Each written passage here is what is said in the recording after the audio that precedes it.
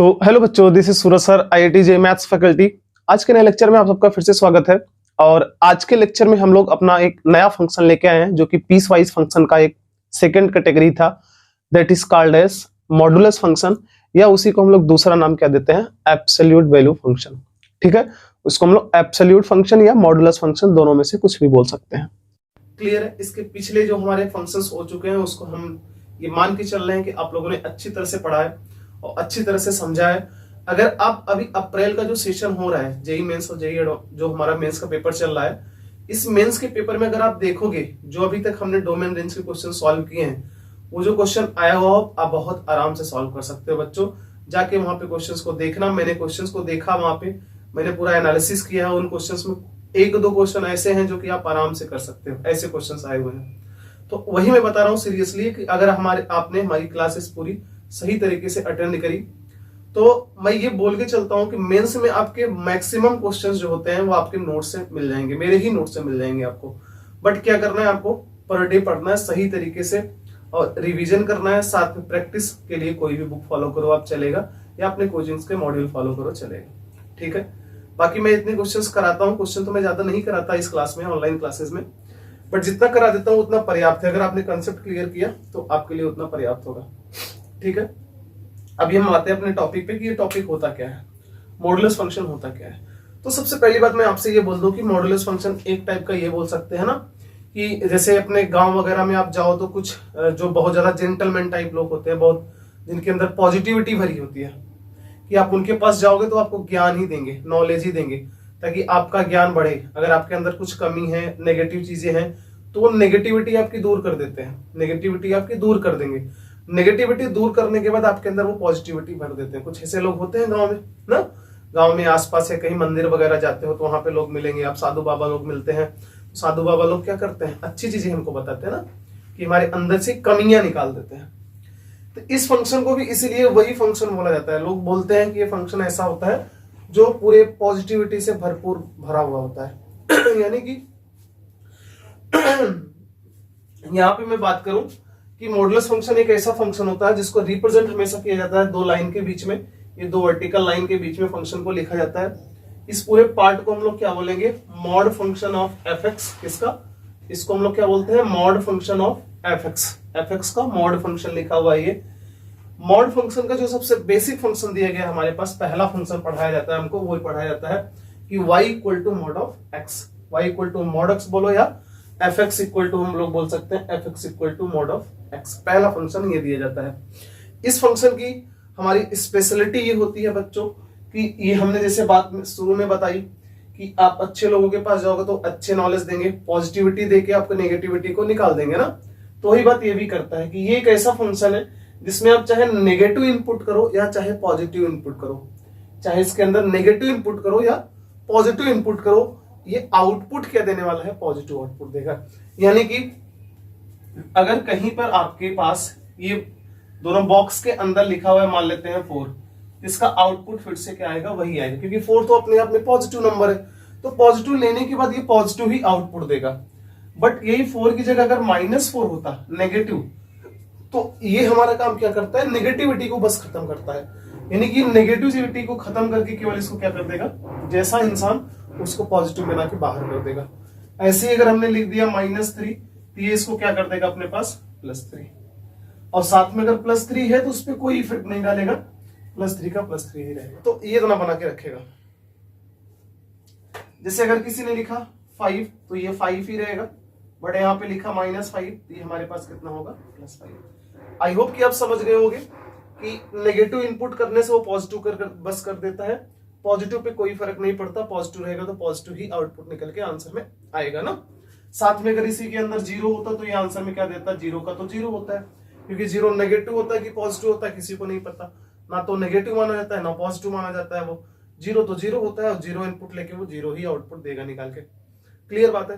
तो यानी कि यहां से अगर हम बात करें, आप एक नॉर्मल थिंकिंग के हिसाब से आप क्या बोल सकते हो कि इस मॉड के अंदर, इस वाले फंक्शन के लिए, फंक्शन के अंदर तो आप इनपुट कुछ भी रख सकते हो, यानी कि 0 रख सकते हो, पॉजिटिव वैल्यूज रख सकते हो, उसके बाद हमारे पास नेगेटिव वैल्यूज रख सकते हो, फ्रैक्शन में वैल्यू भी रख सकते हो। जैसे मान ले सकते हैं इसको 4/5 लिखा था तो इसका आंसर कितना आता, 4/5। अगर ये 4/5 लिखा होता माइनस में, प्लस में क्या हो जाता 4/5। यानी फ्रैक्शन भी हो सकता है, सब कुछ हो सकता है। नेगेटिव रखो, पॉजिटिव रखो, फ्रैक्शन वैल्यू रखो, कुछ भी रखो, बस जो भी रहेगा वो बाहर क्या निकल के आएगा, पॉजिटिव हो जाएगा ना। यानी यहां से हमें समझ आ रहा है कि मैं यहाँ पे x का वैल्यू सब कुछ रख सकता हूँ। x क्या हो सकता है, सब कुछ ले सकते हैं। इसी वजह से इस फंक्शन का जो डोमेन बताया गया है हमारे पास कि डोमेन ऑफ मॉडुलस फंक्शन, इसका क्या होता है, ऑल रियल नंबर। यानी कि इसमें x का वैल्यू सब कुछ हम रख सकते हैं ना।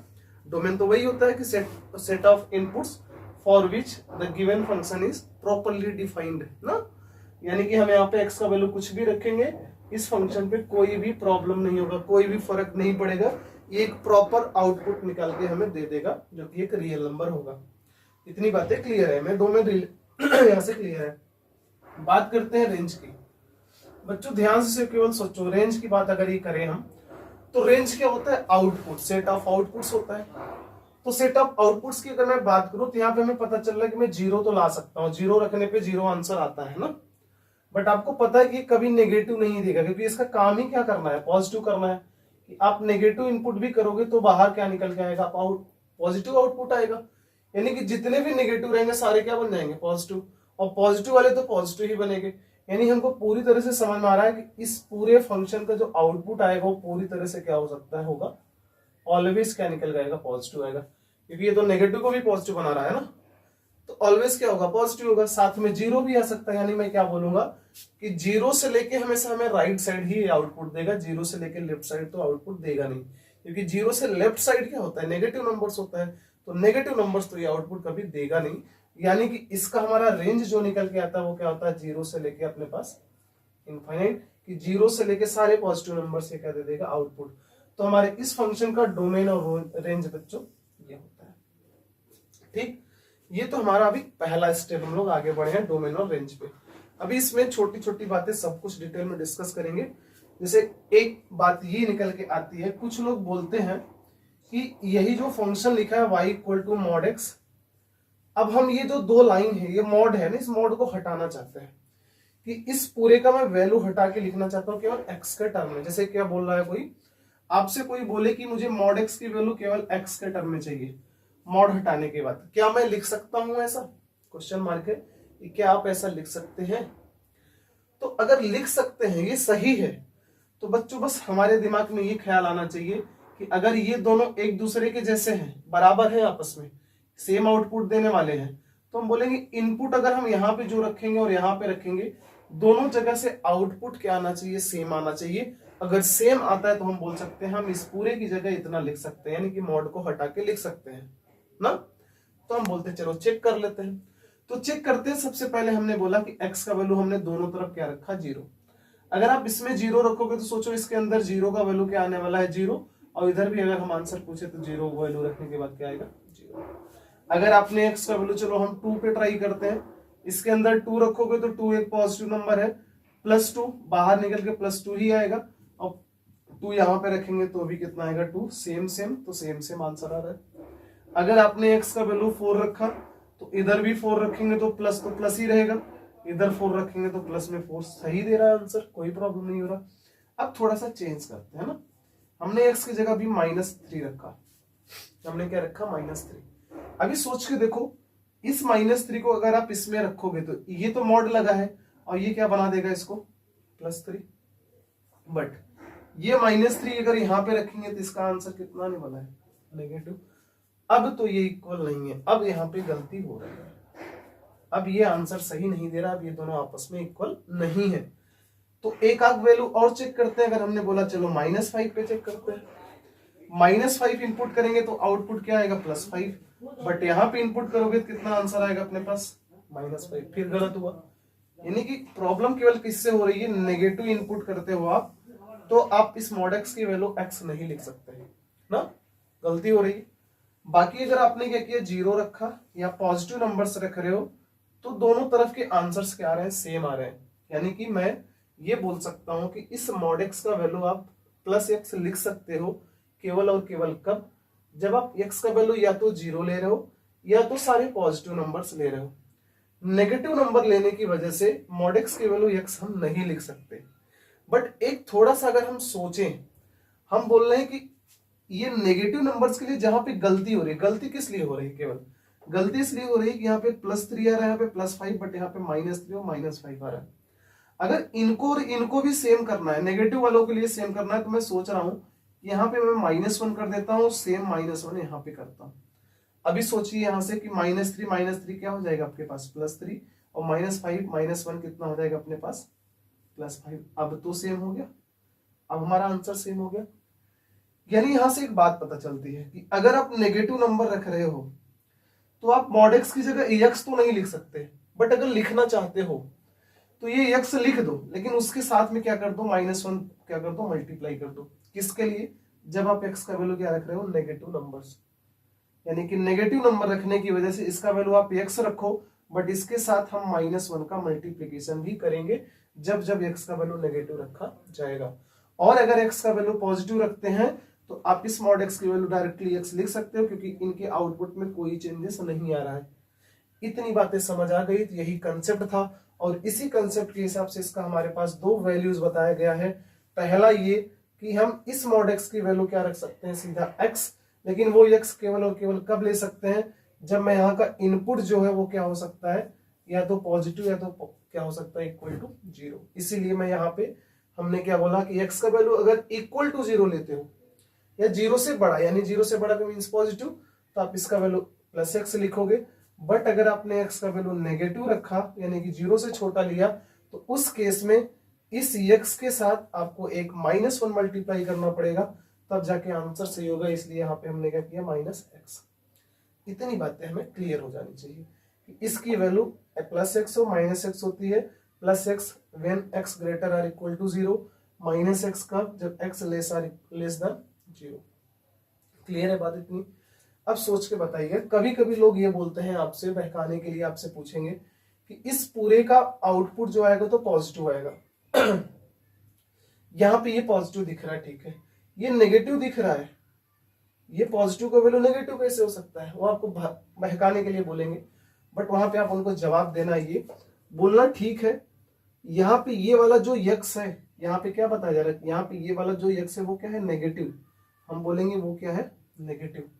और ये वाला यक्स नेगेटिव, ये बगल वाला नेगेटिव मिलके आपस में क्या हो जाएगा, पूरी तरह से पॉजिटिव। यानी कि ये पूरा इकट्ठा मिलके क्या लिखा हुआ है, ये नेगेटिव नहीं है, ये पूरी तरह से क्या है, पॉजिटिव है। ये पॉजिटिव लिखा हुआ, ये तो पॉजिटिव है ही। क्लियर है बात।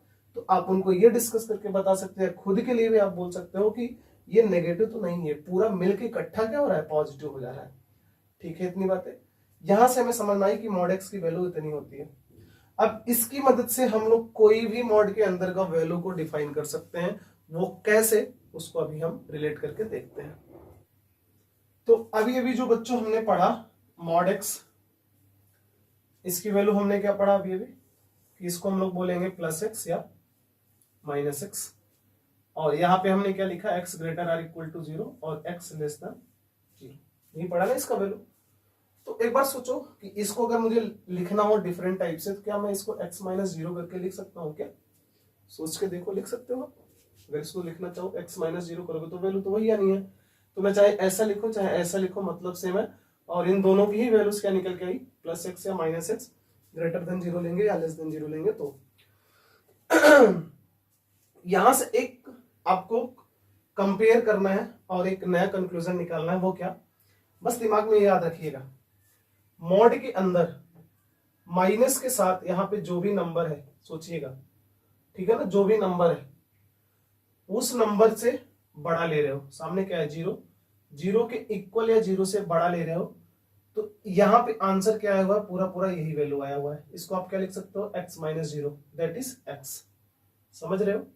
दूसरी बात करूं, इसके बगल के नंबर से अगर आप छोटा ले रहे हो, तो ये जो भी वैल्यू आएगी हमारे पास वो तो आएगी, लेकिन उसके पहले क्या लगेगा, माइनस। ये हमारा कंपेयर करके अलग अलग क्वेश्चन सॉल्व करने का तरीका फॉलो करना है, इसलिए हम इसको समझना जरूरी है। मैं इसको क्यों समझा रहा हूं तो सुनो। अगर किसी ने कभी लिख के बोला कि इसकी वैल्यू क्या होगी, दैट इज x -a, बोला इसकी वैल्यूज क्या क्या पॉसिबल है, तो आप क्या बोलोगे, मैं इसी के हिसाब से कंपेयर करूंगा। हम क्या बोलेंगे कि इसके सामने माइनस के साथ कौन सा नंबर है, a, तो हम बोलेंगे इसके सामने वाले नंबर से अगर आप बड़ा ले रहे हो, सामने वाले नंबर से बड़ा ले रहे हो या इसके इक्वल ले रहे हो, तो ये पूरा जो भी डेटा है ये जैसे लिखा है उसी तरह से उतर जाएगा, ठीक।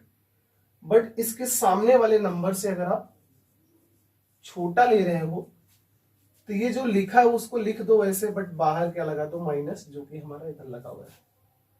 बात क्लियर है ना? क्योंकि आप अगर इसको लिखना चाहो तो क्या लिख सकते हो, x माइनस जीरो, इसको भी x माइनस जीरो, मतलब तो सेम ही है, आंसर तो सेम आना है, वही हमने किया। ऐसा लिखा है तो हम ऐसा लिख सकते हैं। अब अगर कोई क्वेश्चन मिलता है, जैसे हमको किसी ने बोला कि x माइनस 5, आप क्या बोलोगे इसकी वैल्यू अगर हम लिखना चाहें तो हम बोलेंगे अगर हम 5 से ग्रेटर या 5 के इक्वल लेते हैं तो पूरी तरह से हम लिखेंगे x माइनस 5, और अगर आपने इससे छोटा लिखा तो बाहर माइनस लगाएंगे और जो अंदर फंक्शन है उसको पूरी तरह से वैसे लिखेंगे। यानी कि इस पूरे की वैल्यू या तो ये होगी, बट कंडीशन क्या है, x का वैल्यू जब हम 5 से इक्वल या 5 से बड़ा लेंगे, इसकी वैल्यू ये होगी मॉड हटाने के बाद, बाहर माइनस लगेगा कब, जब मैं सामने वाले नंबर से छोटा लूंगा। क्लियर है ना बात? इस पार्ट को एकदम दिमाग में रखिएगा, हर क्वेश्चन को सॉल्व करने के काम आएगा। समटाइम्स हमको मान लेते हैं मॉड में प्लस दे दिया, तो प्लस दिया तो हमको पता है यहां से कि माइनस था तो हमने प्लस लेके चला, और प्लस है तो माइनस लेके चलेंगे। यानी कि अगर आपके पास प्लस में लिखा हुआ तो हम बोलेंगे माइनस में लिखेंगे, इससे ग्रेटर यानी कि इससे -3 से ना, 3 लिखा है तो -3 लेके चलेंगे। -3 से ग्रेटर और इक्वल टू लेंगे तो ये जैसे लिखा हुआ है उसी तरह से उतर जाएगा। बट सेकेंड कंडीशन अगर लगाएंगे हम कि -3 से छोटा ले रहे हैं तो बाहर क्या लगेगा, माइनस, और यहाँ पे आंसर आएगा x+3। ठीक है, इस बात का ध्यान रखिएगा। ठीक है ना बात? अब हम लोग क्या करते हैं, ये जो हमारा बेसिक फंक्शन था इसका ग्राफ बना के देख लेते हैं क्या आएगा। तो बच्चों इसका ग्राफ जो सिंपल होता है, काफी सिंपल है। एक्स एक्सिस हमारा वाई एक्सिस, सीधा सीधा चलते हैं कि हमको यहाँ पे जो बोला जाता है इसको हम लोग क्या लिखते हैं, y equal to mod of x. तो mod of x similar same तरीका फॉलो करते हैं, एकदम आसान वाला। आसान वाला तरीके का मतलब आप अगर x का वैल्यू यहाँ पे 0 रखोगे तो y का वैल्यू फिर क्या आएगा निकल के, आप कहोगे 0, यानी पहला पॉइंट तो यही मिलेगा 0,0। दूसरा मैं बोलूँ यहाँ पे 1 रखूंगा तो y का वैल्यू फिर से क्या आएगा 1, क्योंकि मॉड से 1 का वैल्यू तो 1 ही मिलेगा। यानी कि मैंने x का वैल्यू यहाँ पे 1 रखा, यहाँ पे मैं x में कितना गया 1, तो y में भी क्या मिलेगा 1, यानी यहां से मैं 1 यूनिट ऊपर जाऊंगा, पॉइंट कहां मिलेगा, यहां मिलेगा। दूसरा मैं बोलूँ यहाँ पे मैं 2 रखूंगा तो y का वैल्यू फिर से क्या मिलेगा 2, यानी कि 2 पर आउटपुट 2 यूनिट ऊपर, यानी कहीं यहां मिलेगा। क्लियर है बात ना? इसकी बात करें तो ये 1 है और ये आपका कितना है 2। ऐसे ही अगर आप 3 पे गए कि x का वैल्यू मैं 3 रखूंगा तो y फिर से क्या मिलेगा 3, यानी इसका 3 यूनिट ऊपर जाएंगे हम, कहीं यहाँ पे वैल्यू मिलेगा, ये अपना कितना होगा कि y में 3 यूनिट। सिमिलर अब नेगेटिव में आते हैं ना, पहले तो एक काम करते हैं इन सबको मिला देते हैं। अगर आप ध्यान से देखो तो ये मिलेगा हमारे पास ग्राफ इसका। अब थोड़ा नेगेटिव रख के देखते हैं। अब सोचो यहाँ पे मैंने -1 रखा, आप x का वैल्यू क्या रखोगे -1, तो -1 तो +1 बाहर करके आएगा, y का वैल्यू क्या आएगा प्लस में, क्योंकि ये क्या कर देगा नेगेटिव को पॉजिटिव बना देगा। तो y का वैल्यू क्या रहा +1 का मतलब हमारे पास वैल्यू ऊपर ही आएगा, यानी -1 पे फिर से 1 यूनिट ऊपर हमारे पास आंसर क्या मिलेगा, ये मिलेगा, क्योंकि 1 यूनिट ऊपर दैट इज ये। दूसरी बात -2 रखोगे तो फिर +2 मिलेगा, फिर से हमारे पास यहाँ पे -2 अगर आप रख रहे हो तो वैल्यू फिर से +2 आ रहा है, यानी कि इसके उतने यूनिट ऊपर, यानी हम कहाँ पहुंच गए, फिर से हमारे पास डेटा क्या मिलेगा, यही मिलेगा 2 यूनिट ऊपर। सिमिलर -3 रखोगे तो फिर से +3 मिल जाएगा, -3 पे फिर से +3 मिलेगा, यानी कि हम क्या पहुंच जाएंगे इधर +3 पे। और अगर आप इनको मिलाओगे हमारे पास ग्राफ क्या बनेगा, यानी इसका ग्राफ बहुत अच्छा है, आसान है। आप सीधा सीधा क्या बोल सकते हो कि ओरिजिन से पास होते हुए एक स्ट्रेट लाइन इस साइड, एक स्ट्रेट लाइन इस साइड, यानी कि ये पूरा एक वी शेप बनना है, वी शेप बनना है ना पूरी तरह से, ये वी शेप बनना है। और इसको ध्यान से हमेशा याद रखिएगा, ये जो एंगल होता है ये कितना होता है 45, ये वाला एंगल भी कितना होता है हमारे पास 45, दोनों एंगल क्या होते हैं 45। और ये भी बात हम कर सकते हैं, अगर वो 45 तो ये पूरा कितना होता है 90 डिग्री। क्लियर है बात ना। अब डायरेक्टली इस पार्ट को याद रखिएगा आप, ठीक है ना। अच्छा, इसमें एक पार्ट और समझ लेते हैं हम लोग। हम ये बोल सकते हैं कि इस y का वैल्यू ये है और इसका वैल्यू हमारे पास फाइनली ये निकल के आया था, अगर मैं जीरो को हटा दूं, क्योंकि जीरो का तो कोई मतलब है नहीं यहाँ पे। तो हम ये बोल सकते हैं कि जब मैं x का वैल्यू जीरो से ग्रेटर लूंगा, यानी कि जीरो से बड़ा ले रहा हूं, तो इस फंक्शन का वैल्यू कितना आ रहा है x आ रहा है, यानी कि y का वैल्यू कितना है x है। यानी इधर अगर मैं ग्राफ की बात करूं तो y एक्सिस के राइट साइड ही x का वैल्यू क्या होता है ग्रेटर देन जीरो, यानी कि इधर का ये वाला जो ग्राफ मिला है, इस साइड का ग्राफ मिला है, एक इसका मिला है y इक्वल टू x का ग्राफ मिला है। क्लियर है बात ना, क्योंकि ग्रेटर वाले के लिए हमारे पास इस y का वैल्यू प्लस x है ना। और अगर आप x का वैल्यू लेस देन जीरो ले रहे हो, यानी जीरो से छोटा कर रहे हो, x का वैल्यू जीरो से छोटा मींस इस साइड, तो उस केस में इस y का वैल्यू कितना आएगा माइनस x, यानी कि ये वाला जो ग्राफ मिला है हमको किसका मिला है y equal to minus x का। ये बातें ध्यान रखेंगे, ये सब तो छोटी छोटी पॉइंट्स हैं, हम इसको और अच्छी तरह से समझेंगे जब हम कोऑर्डिनेट ज्योमेट्री पढ़ेंगे, बहुत डिटेल में डिस्कस करेंगे उसको, ठीक। बट इतनी छोटी छोटी बातें आप ध्यान में रखोगे। क्लियर है ना। तो बच्चों, जो हमारा ये अभी क्लास चल रहा है, हम लोग पढ़ रहे हैं, इसमें हम लोग क्या कर रहे हैं, फंक्शंस के केवल बेसिक ग्राफ्स ही पढ़ रहे हैं ना। बाकी जो हमारा फंक्शन कंप्लीट हो जाएगा तो हम लोग एक 2 से 3 लेक्चर लेके आएंगे केवल ग्राफ के लिए, और उसमें कुछ बहुत सारे अच्छे अच्छे क्वेश्चंस के ग्राफ समझेंगे। दरअसल ग्राफ एक ऐसा हमारा, अगर बोला जाए, टॉपिक है अपने लिए कि ग्राफ से बहुत सारे क्वेश्चन इजीली सॉल्व हो जाते हैं। अगर उनमें डोमेन रेंज फाइंड आउट करना है तो आप बहुत आसानी से निकाल सकते हो, या फंक्शंस के डिफरेंट जो टॉपिक्स हैं, दैट इज जो क्लास 12th में काम आने वाले हैं हमारे पास, उसमें भी उन ग्राफ्स का बहुत ज्यादा हेल्प मिलेगा हमें। तो ग्राफ के लिए प्रॉपर हम लेक्चर लेके आएंगे, केवल और केवल उसमें ग्राफ ही पढ़ेंगे। तो अभी इन लेक्चर्स में केवल हम बेसिक ग्राफ ही लेके चल रहे हैं ना, बेसिक ग्राफ एकदम समझते हुए चल रहे हैं। बाकी ग्राफ इतना ही नहीं, ग्राफ तो बहुत अच्छे लेवल पे है। ग्राफ समझ आ गया तो जेई में कुछ क्वेश्चंस इस तरह से आते हैं, अगर आप कैलकुलस के कुछ क्वेश्चंस देखोगे ना, जो by graph he directly solve हो जाते हैं। उसके लिए हमें ग्राफ बहुत अच्छी तरह से आना चाहिए, जबकि मैं पढ़ाऊंगा पूरी तरह से, आपको सारा डिटेल में पढ़ाऊंगा पूरा ग्राफ। अभी हम लोग क्या करते हैं, इसके आगे बढ़ते हैं। आगे बढ़ने के पहले हम लोग क्या करते हैं कि मॉडुलस फंक्शन की जो बेसिक प्रॉपर्टीज है, या मेन प्रॉपर्टी बोल सकते हैं, कि प्रॉपर्टीज अगर हमें जानना है तो प्रॉपर्टीज समझ लेते हैं, उसके बाद कुछ क्वेश्चन सॉल्व करेंगे इन्हीं प्रॉपर्टीज पर। सबसे पहली प्रॉपर्टी, पहली की बात करूं मैं, कहीं भी लिखा हुआ है अगर आपके पास कि मॉड एक्स इक्वल टू किसी कोई real number A belongs to any real number की बात करता हूं मैं, कि mod X equal to A की बात करता हूं, तो सुनो ध्यान से। अगर किसी ने बोला अंदर एक्स है, इसका वैल्यू आया हुआ है 2, आपसे मैं बोलूं क्या क्या पॉसिबिलिटी हो सकती है, तो सोच के देखो। 2 लाने के लिए इस एक्स का वैल्यू क्या रखना पड़ेगा, आप क्या बोलोगे कि अगर आपको 2 चाहिए तो 2 चाहिए तो 2 रखो यार, 2 चाहिए तो 2 ही रखोगे ना।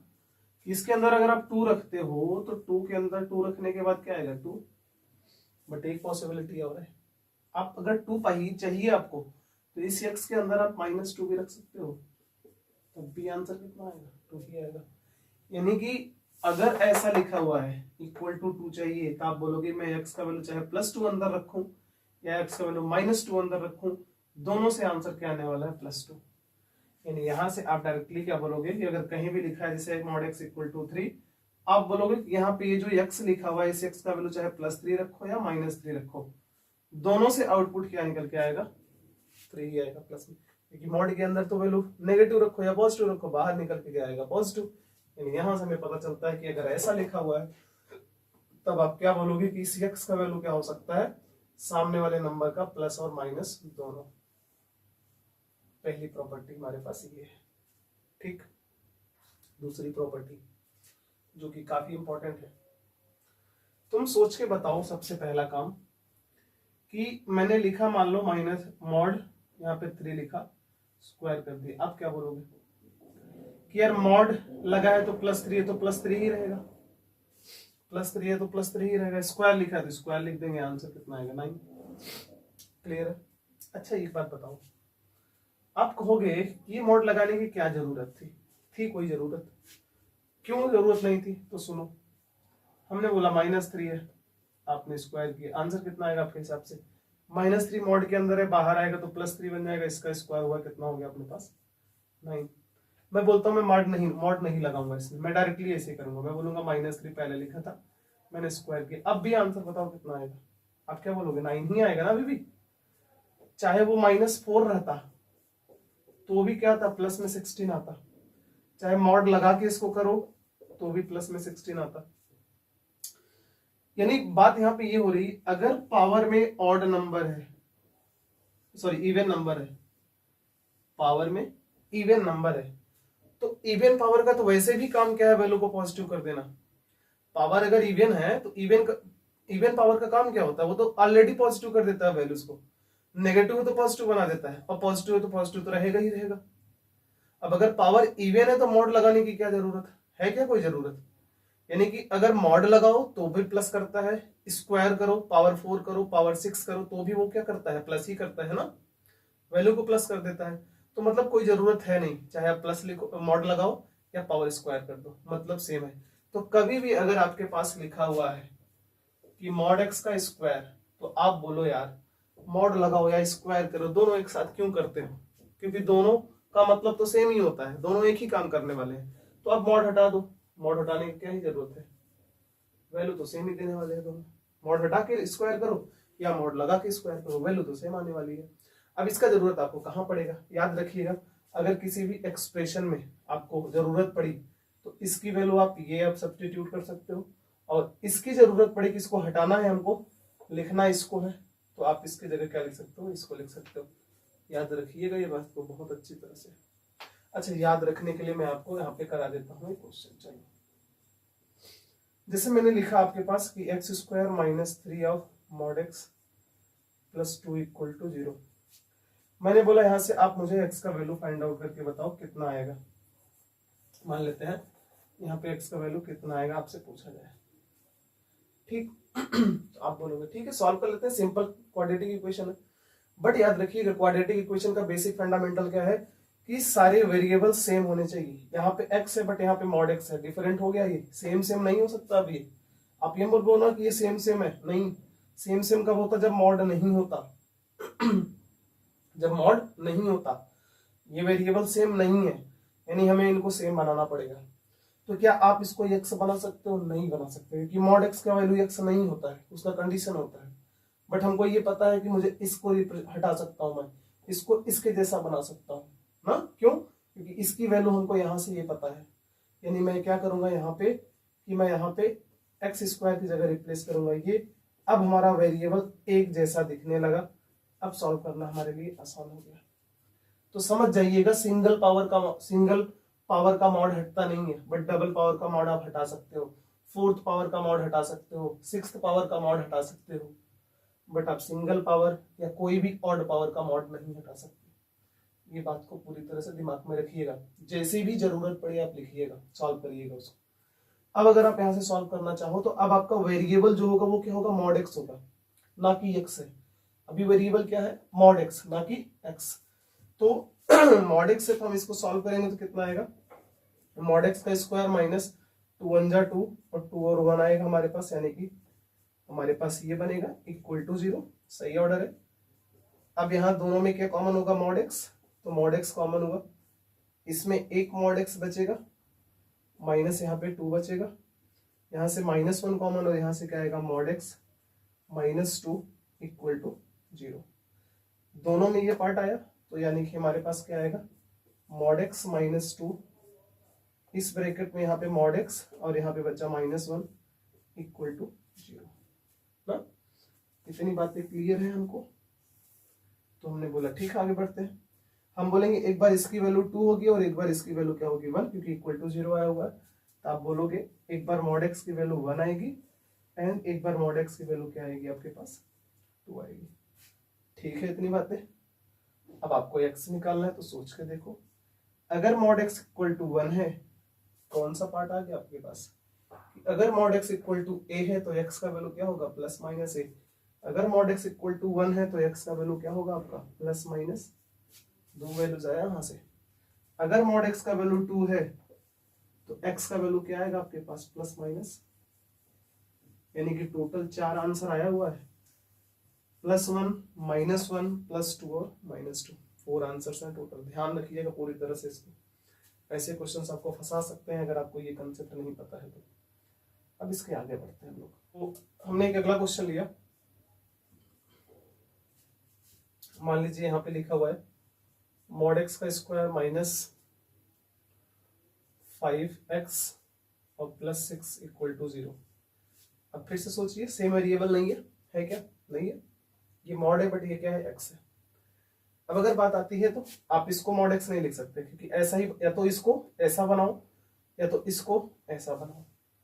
तो पहले इसके ऊपर ध्यान दो, आप इसको मॉड x लिख ही नहीं सकते। लिख सकते हो? नहीं, हमने बताया ही नहीं कि प्रॉपर्टी। बट हाँ, इसको आप इसके जैसा लिख सकते हो, क्योंकि इसका स्क्वायर मीन्स इसका स्क्वायर सेम है। तो सोचिएगा किसको बदलना है, सिंगल पावर वाले को मैंने बोला नहीं बदल सकते, हमेशा डबल पावर को बदल सकते हैं। तो यानी कि मैं इसको क्या लिख सकता हूँ सिंपली, अब यहाँ पे x² -5 of x + 6 = 0। और इसको सॉल्व करना आपके लिए आसान है, यहाँ से आप सॉल्व करोगे x का वैल्यू 3n क्या आएगा निकल के, ये आपके लिए सिंपल है, आप कर लोगे। अगर इतनी बातें समझ आई तो हम बढ़ेंगे आगे। थर्ड प्रॉपर्टी अपने पास बच्चों है, अगर आपके पास दो नंबर है x और y, दो फंक्शन है, ठीक है, एक fx और एक gx, मैंने x y लिया, दो अलग अलग फंक्शन है, कुछ भी रहे यार, कितने भी फंक्शन है, चलो दो की बात नहीं करता मैं, कितने भी फंक्शन है, आपस में मल्टीप्लाइड है, फिर उनका क्या लिया गया है? मॉड लिया गया है। तो आप याद रखिएगा, हम उनको सेपरेट कर सकते हैं, यानी कि mod x × mod y लिख सकते हैं, mod x × mod y लिख सकते हैं। एक से ज्यादा भी फंक्शन हो सकता है, x y z, मैंने 3 फंक्शन लिया, तो आप क्या बोलोगे? mod x, mod y और mod z हम लिख सकते हैं। यानी सारे फंक्शंस का डिफरेंट मॉड ले सकते हैं, सबको अलग अलग मॉड में कर सकते हैं ना। ये प्रॉपर्टी है, दिमाग में रखिएगा पूरी तरह से। इसी तरह अगर डिवाइड भी है तो भी चलेगा, क्या हो जाएगा? x/y को हम क्या लिख सकते हैं? ऊपर mod x नीचे mod y। थोड़ा मिक्स करके देखते हैं इसी को अलग तरीके से, ऊपर लिखा है xy, नीचे लिखा है z, तो आप बोलोगे सबको अलग करो, मल्टीप्लाई रहे चाहे डिवाइड रहे, सब अलग होंगे, सब अलग होंगे, यानी कि mod x अलग, mod y अलग और mod z अलग, सबको अलग करके लिखा जा सकता है, ठीक है ना। इसी तरह से अगली बात अगर मैं करूं, 5th नंबर, अगर कहीं लिखा हुआ है x के पावर n, इस प्रॉपर्टी का यूज करेंगे इसका वैल्यू निकालने के लिए। आप बोलो x का पावर n लिखो या mod x के पावर n लिखो, दोनों का मतलब सेम है। x अंदर है, याद रखिएगा ये वैल्यू अंदर है, कोई फंक्शन है या कोई वैल्यूज है, कुछ भी हो सकता है, उसका पावर n है, फिर लगा हुआ है मॉड। तो आप बोलो कि मैंने क्या किया, सबसे पहले उसका मॉड निकाल लिया, फिर ये पावर को फिर चढ़ाया, तो आंसर क्या देने वाला है? दोनों सेम सेम देने वाला है। इतनी पार्ट को दिमाग रखिएगा। और एक लास्ट प्रॉपर्टी बच्चों याद रखिएगा, जरूरत तो नहीं पढ़ने वाली बट कभी कभी पढ़ सकती है। अगर किसी मॉड के अंदर दो फंक्शंस है, इसको मैंने अभी लिया, एक fx और एक gx, दो फंक्शंस आपस में क्या लिखे हुए हैं? यहाँ पे क्या लिखे हैं? प्लस में लिखे हुए हैं ना।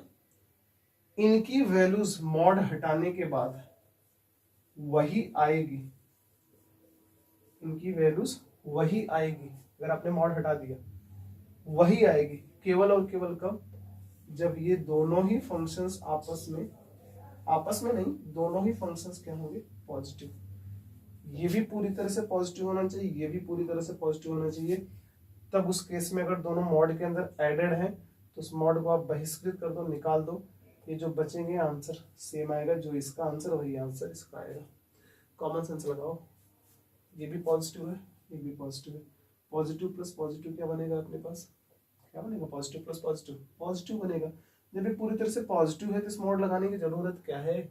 आंसर तो पॉजिटिव ही है ना, तो पॉजिटिव को पॉजिटिव बनाने की क्या जरूरत है? तो पॉजिटिव रहेगा, तो वही कॉमन सेंस है। अगर ऐसा कहीं लिखा हुआ है तो डायरेक्टली आप ऐसा लिख सकते हो, अगर इनसाइड फंक्शन क्या अपने पास पॉजिटिव है। इसका उल्टा सोच सकते हो, कभी कभी क्वेश्चन फंसाने के लिए बोलते हैं वो ना, इस फंक्शन में सब कुछ दे देगा। मान लो इस फंक्शन के बारे में दे दिया x+1, इस फंक्शन में भी x+α दे दिया, अल्फा करके दे दिया, ठीक, और आउटपुट निकाल के इधर लिख दिया, बोला जो इधर वही इधर है, सब कुछ सेम है। तो आपके पास एक कॉमन सेंस होना चाहिए कि ये पूरी तरह से वही कब लिखा जाता है जब दोनों आपस में क्या होता है, पॉजिटिव, दोनों आपस में क्या होगा, पॉजिटिव। तो यही कंडीशन तब लगा के क्वेश्चन सॉल्व करना पड़ेगा। ये तभी फॉलो होगा जब दोनों के अंदर के फंक्शंस क्या होंगे, पॉजिटिव होंगे। क्लियर ना, ये बात ध्यान रखिएगा। इतनी प्रॉपर्टीज अभी हमें काम की चीजें इतना दिमाग में रखना है। बाकी आगे की प्रॉपर्टी इनइक्वालिटी से बेसिस पे है, तो इनइक्वालिटी जब हम मॉडुलस फंक्शन में पढ़ेंगे तो उसको समझेंगे अच्छी तरह से क्या होता है। अभी के लिए इतना आपको नोट करके रखना है और समझ के रखना है। और इस प्रॉपर्टी पे अगर क्वेश्चन बनता है तो उस क्वेश्चन को सॉल्व करने का तरीका आपको आना चाहिए। इस पे एक क्वेश्चन मैं और ले लेता हूँ जहां पे आप गलती कर सकते हो, उसको सॉल्व करके देख लेते हैं और फिर हम लोग आज का लेक्चर वहीं पे एंड करेंगे। अगले लेक्चर में फिर से मुलाकात होगी और इसी टॉपिक को थोड़ा सा और अच्छे लेवल पे हम लोग डिस्कस करेंगे। ठीक, तो ये क्वेश्चन है बच्चों वो जिस क्वेश्चन में आप लोग गलती कर सकते हो। तो सुनो ध्यान से, अभी हमने प्रॉपर्टी पढ़ा कि हम हमेशा डबल पावर वाले को चेंज करेंगे क्योंकि इसकी प्रॉपर्टी हमें पता नहीं है, तो इसको चेंज करेंगे जिसमें क्या होता है हमारे पास एक्स स्क्वायर की value mod of x square लिख सकते हैं। यानी कि हमने क्या लिखा है इसकी जगह mod X square 6 of mod X minus 7 equal to 0। हमें एक्स की वैल्यू फाइंड आउट करनी है इसमें, तो आप क्या बोलोगे, हमने फैक्टर किया और फैक्टर करने के बाद आप देखोगे यहाँ पे क्या मिलेगा, मॉड एक्स प्लस 7 और अगला हमारे पास क्या आएगा, mod X minus 1 equal to 0। इसको सॉल्व करके देखिएगा हमारे पास आंसर क्या आएगा, यही आएगा निकल के ना, mod x plus 7 mod X minus 1। आप बोलोगे यहाँ से कि मॉड एक्स की वैल्यू क्या आएगी अपने पास इधर से -7 एंड आप क्या बोलोगे मॉड एक्स की वैल्यू क्या आ रही है अपने पास +1। ठीक है, यहाँ से अब देखो ये बात को बहुत अच्छी तरह से ध्यान देना, ये गलत लिखा हुआ है, सोच के देखो क्यों। इधर का फंक्शन क्या है, पूरी तरह से पॉजिटिव, इधर क्या लिखा हुआ है, नेगेटिव। एक नेगेटिव एक पॉजिटिव के बराबर कैसे हो सकता है, मतलब ये लिखा हुआ क्या है, रॉन्ग है, यहाँ से आंसर आएगा ही नहीं, गलत है। तो आंसर केवल और केवल कहां से आएगा, यानी यहां से मैं बोल सकता हूं कि अगर मॉड एक्स इक्वल टू 1 है यानी एक्स का वैल्यू क्या होगा अपने पास प्लस माइनस। बातें यहाँ क्लियर है, आसान क्वेश्चन था, कर लीजिएगा। एक क्वेश्चन हम और कर लेते हैं यहाँ पे, या मैं आपको देता हूँ आप करके देख लीजिएगा। मैंने लिखा है यहाँ पे एक्स स्क्वायर उसके बाद 11 of mod X minus 12 equal to 0। इसको आपको सॉल्व करना है, किसका आंसर क्या आएगा। प्रॉपर्टी यहाँ पे हमने क्या अप्लाई किया था कि मॉड एक्स का स्क्वायर करो या केवल एक्स स्क्वायर लिखो, दोनों सेम होता है, वही प्रॉपर्टी यहाँ पे यूज होगी और आपको उसको सॉल्व करके दिखना है आंसर कितना आता है ना।